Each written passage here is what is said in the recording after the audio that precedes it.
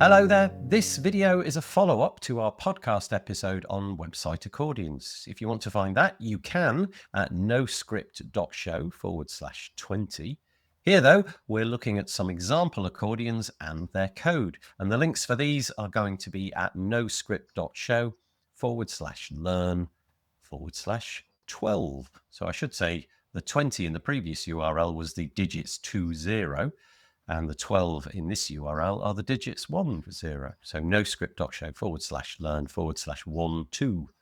So there you go. Hello, David.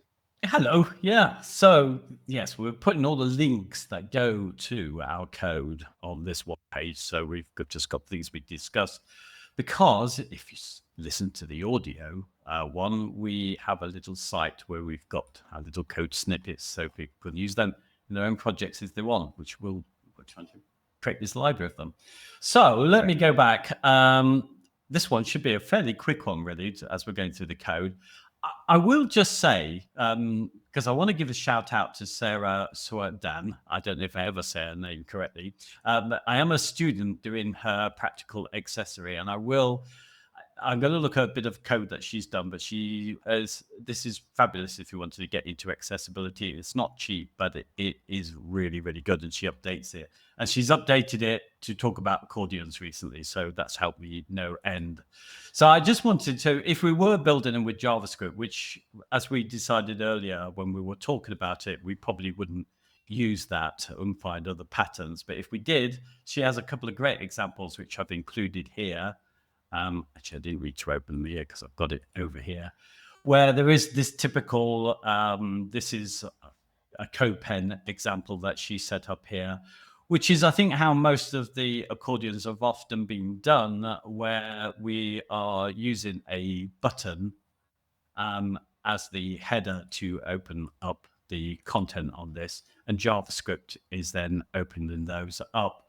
What she's done on this is one of the things that we discussed earlier, is that she's got this, that it's progressively enhanced, meaning that if the CSS, if the JavaScript doesn't load, it's okay. We're going to get covered because these are all going to be open by default. So that's one of the examples. And I'll just quickly mention another, because there is a situation where you might, as we talked about before, might want interactive headings as such. You want, because these are in buttons, they're not treated as headings, they are actually buttons with text in it. So if we want a header, she does have another example over here where she's doing exactly the same. So it's progressively enhanced, but the code is in a heading, and we can make them what they like. And this will work. So it's going to show up on the table of contents for a site. So that's probably more useful, I guess, for a frequently asked questions. Yeah. And you want the headings to be there. There is an interesting thing, though, as we mentioned on the sort of audio side of things, is the fact that you can't do in-page search to find things with this. But there is a new thing which it made me aware of, which I can just find in her code here. A little bit further up, I think. Go up. A little bit further. We have something that says found. No, you can't find it, but it is roughly there. You could probably do it. No, you've gone too far. I'm pretty sure. I'm sure it's down. Oh, well. Yes, there we are. So we have what's coming in. She's brought hidden until found, which is a new property which will allow something to remain hidden when you put that in. Hidden is in the HTML, which actually is the same as kind of display none. But then things can't be found, but you've got hidden until found, which solves this problem of in-page searches if you want to go JavaScript route. So I just wanted to say that, but that's not what we're looking at mainly today. So let's go back to our notes here. I've set up these examples, and I thought the best way to understand how to put an accordion together using just HTML and CSS, which we're trying to do on this, is to look at the basic details and summary, which allow us to do that. Good. That is on its own disclosure widget. So I've created one, and we're actually using this. If we look at our transcripts now, we'll see that we've actually got this kind of thing going on with scrolling over here. It's really nice. And we need to just quickly, so this is what you get out of the box. If you put in the code of details and summary, in fact, don't know if I can show you this. So we're having some problems with the browser for some reason while we're recording this. Stopped working, it started to complain. But if we look here, we've got the details in our code and we've got our summary. But I believe, let's see what happens if I do this. If I delete this element, you see it's done what I expected. It actually, if you just use details and you forget to put the child in summary, it will, or the browser will automatically still stick in the information, but it will give you the title of details. Okay, I mean, that's a fairly decent attempt at progressive enhancement, I guess, if you know what I mean. If it's not, but, if you just forget forget to do something, Well, if your title is details, then you probably then you're don't fine. need to bother. You don't, you don't need. So it's got that little thing in there. What I want to do, and I'll need to refresh this again, I think, to just show. This is kind of important. Really, what the browser now has given us is a shadow DOM component built in to the page, so we don't have to bother with the JavaScript.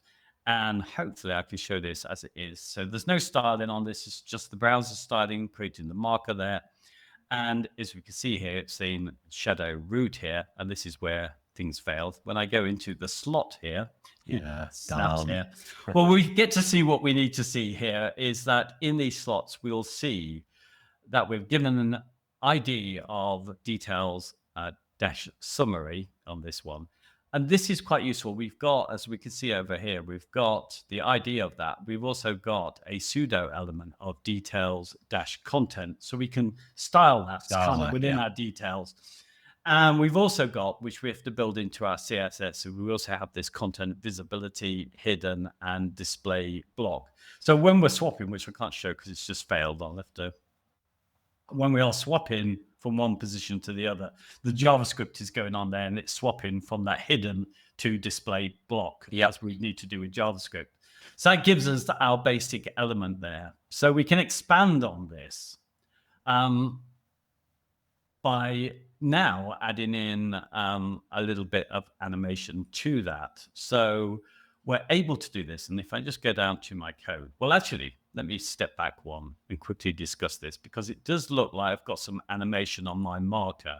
It does. We get a default marker and we can style this marker, but the spec is a bit spotty. This is quite new at the moment. In theory, we should be able to replace this by using marker to something else. But at the moment, we can only really style the color of it and the size of it and know that that's going to work. You should be able to put in other bullet point lists, but it doesn't work. So to recreate this, what I've done, and to put some animation on this, because we can't animate the marker, I've actually just put it in here, my own SVG over here. Okay.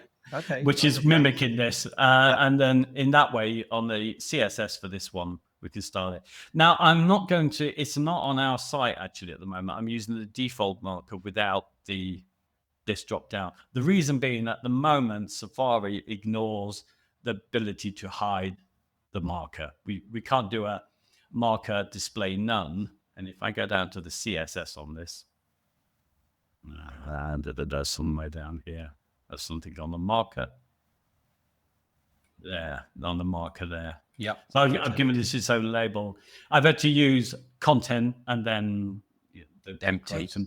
Empty on that one to get rid of it. Display none wasn't working for me on this, any version of that.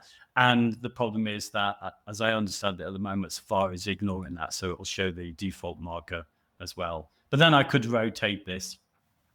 So yeah, it's nice. and that's it. The other thing I suppose to mention on here is that, as I was trying to show before, we've got this pseudo element of details dash content on here.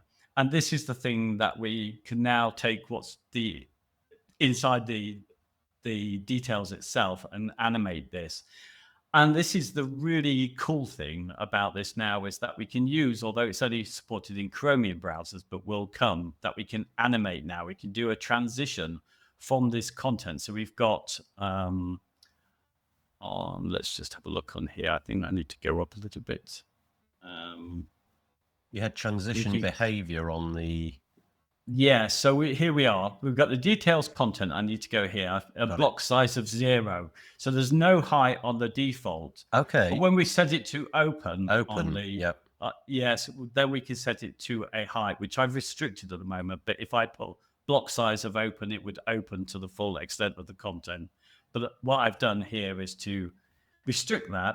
So this is a thing that I got from Adrian Roselli, who's a sort of usability expert, which thinks that it's a lot easier sometimes. Just I really like it, actually. statements. And the reason that I really like it is, firstly, that it just, for something which is not extraordinarily long and you might want to dip into that content, that's perfect. But also the invocation of the scroll bar, which in this case stands in real great contrast to the background color. You've got that purple scroll bar.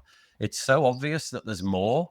So it just works. I think that's a really nice way of doing it. Obviously, if it was like a whole essay that you were supposed to read from start to finish, perhaps not. You'd just want the whole thing to open without the, in your case, rem of 15, the height. But it works really well. I like it. Yeah. So, I mean, you can set it on individuals if you like, because then you can you can just add in a class really and have it on which ones you want and which you don't. But I've done this on our site, but because it's a progressive enhancement at the moment with the stuff that you can do, it's not across all the browsers. So if I was to open this up and it was bigger than the content here in Firefox at the moment, it would just behave as you would expect. We wouldn't get the animation at the moment. Right. Just open up. So the fact that it looks okay on the Chromium browser there is great. But there is something to mention on this. The animation that's opening up the panel is not possible unless somewhere we have, and we might as well put this in our reset, we have this interpolate size allow keywords. And this is limited at the moment, again, to Chromium, but should be, I think, by the end of the year, should be available for all of them.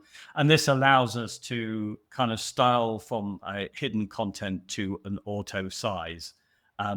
It couldn't be put into all browsers. We have to put it in ourselves because it might break some of the functionality that's already set up in CSS. I don't know the intricacies of that, but effectively it's something we could put. I'd put it against the HTML, but I could just put it against the whole wherever you want to put it. But you might as well put it in your reset there because it'd be useful wherever you want. So that's it really. That's how it's put together. So we were able to animate the insides. It's a progressive enhancement at the moment.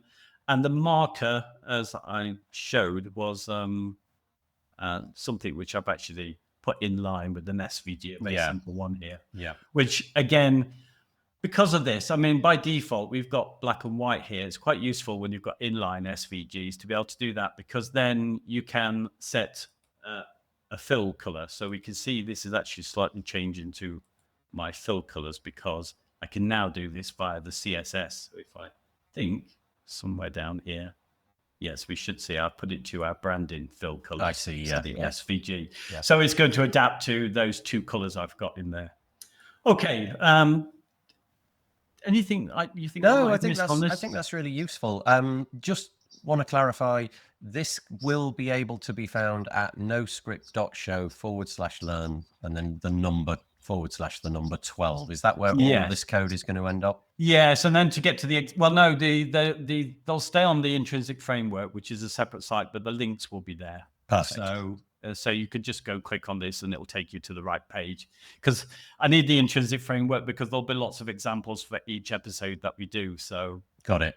It'll get too big. Well, I will communicate with David and we'll make sure that all the links that need to go are in the show notes, be that on the podcast or be that on the YouTube videos that come with this. Is there anything you wanted to show before we knock it on the head? Yeah, no, we haven't got into the accordion bit. Oh, of course we haven't. Apologies. No, yeah. So we just need to. This is bringing them together. So we mentioned it in the audio that in order for it to be accessible, we can't just dump a whole bunch of these different details and summaries together. We can see it with styling if we have styled it, that they're grouped together, but somebody who's on the screen reader can't. So it's pretty much building on the same thing here. We need to do something about that. And in this case, on the example that I'm showing here, the first example here, I've put this in a section of group. Actually, I think there's a mistake in this. You just have a look at that. It doesn't actually matter, but I could use this as a div and give it a role of group and then aria label of whatever group name I want. And then against the ID of group names, then I can put in that as hidden. That's using the HTML version to hide it so you don't see it. And then whatever I need to say for the screen readers. Now, when it's in a group, when it's in a role of group, that actually should be a div there. So I think I'll change that. It won't be in the table of contents. If we want it to show up in a table of contents, so this would be good if your accordion wanted to show, say, in another section, and you don't want it to stand out as its own section. You'd use the group role. But if we do want it to stand out as its own thing, then we'll put it in a section, do exactly the same, aria label by with whatever group label we want. Again, connecting this to a header with the ID of that group label. And then what I've done here with CSS is I've visually hidden this. And there's a class, which I'll put down on the bottom here, how to hide this.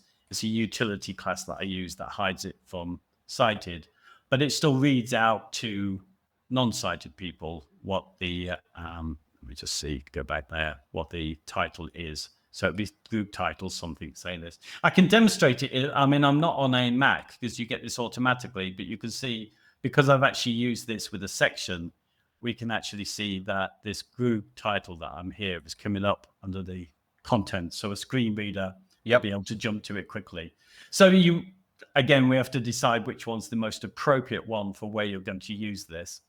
So that's the key thing here. There are a couple of things here probably worth mentioning is that you just see on this group of different ones here, I've combined things. So I've left this one when you load the page as open. And if we take a look, it's pretty simple. We can decide which one's going to be open by just actually putting open by the details on here. And in order to make these work as a unit where one closes as the others open as an exclusive, there you go. Setup. What I've done is given them a shared and matching name. So for each of these details panels, we've got the name, which I've called any name at the moment, but it could be anything you want. And then that makes them work as a unit.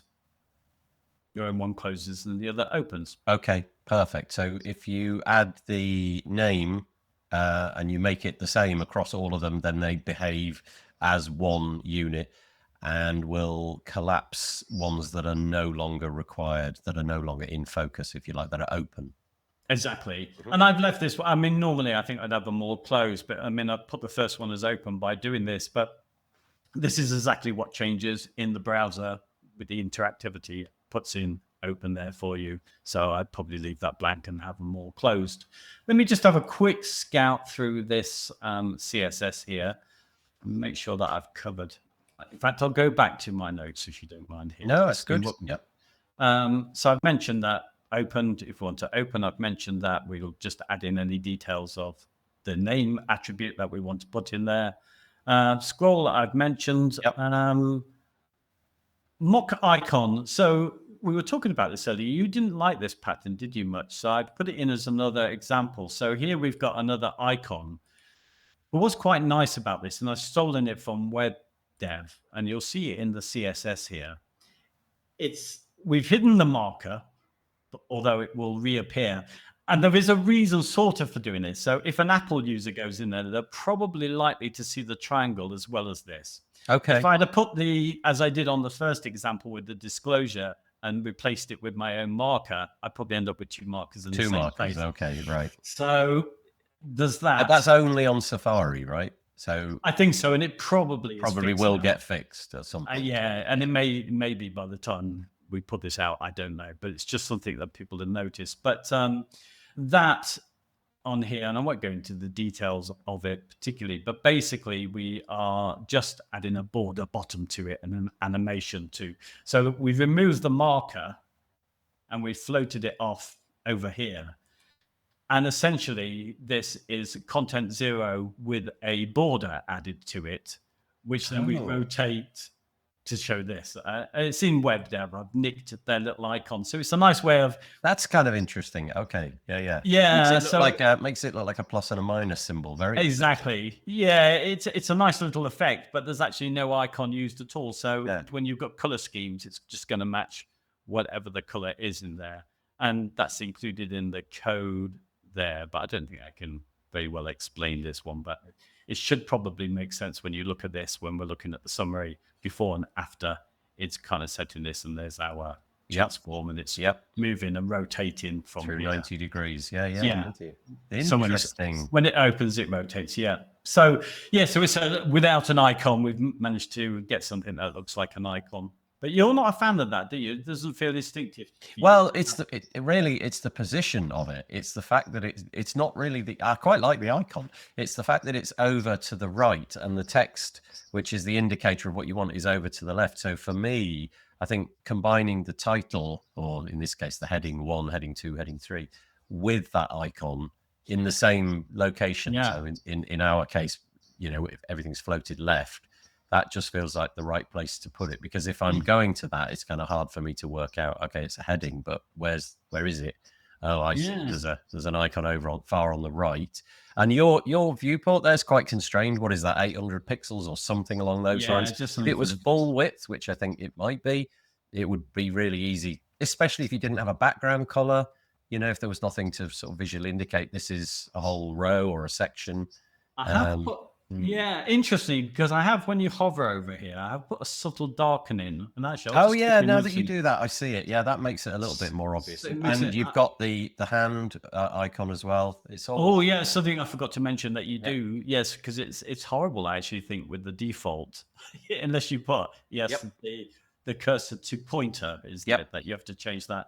There is one other thing I'll just mention that's in the CSS here, because I don't want to go into too much detail, people, because it's very likely to change. But I have used relative color here, which is getting about 97% support now at the moment to add the darkening. So whatever was the color that I'm kind of using, the shade that I'm using here, I've darkened it with relative color. So I split up the channels and darkened it there, and put a transition on how that comes in there. That's it, really. Yes, the other point was, again, with all of this, you need to make sure you've got that interpolate size on there. And if you're hiding stuff, this is the stuff that you might want for that. There is also another bit of code on here, which I won't demonstrate at the moment. But with any of these boxes, if someone forces the color scheme, or they're on Windows and they use one of their themes that you use for high contrast, this will put an outline around it. So they'll look like little boxes around your details. Yeah. That's nice. That's it. I think that's it. There's a lot. So it's there. I'll probably change the code as we go along. I've put it as updated over here, because where this intrinsic framework will be, as I keep adding to it, there'll be content, and we'll discuss it each in turn. But things change, and obviously I might change the CSS, but it'll be updated, and it'll show the date here. So if anyone wants to use it for the projects, they might want to check out when it was last updated. But it might change from when we do the video. Okay, that's perfect. And where would we be able to find this? What's the URL for intrinsic framework? Yeah, well, it's on intrinsic framework here. No, is it dot? No, here24.co. Okay. Yes. That's. But don't worry, you just need to go to our Learn on the No Script show, and there'll always be links to it, examples that are on this. So noscript.show/learn/the number 12 in numerals. Go and check that out. And that is the space to find it. If that's the case, shall we knock it on the head? That was brilliant. Learned all about new ways of doing accordions, what they are, how they work, all in CSS. No JavaScript in sight. Well, maybe a bit here and there, but mostly no JavaScript in sight. Thank you, David.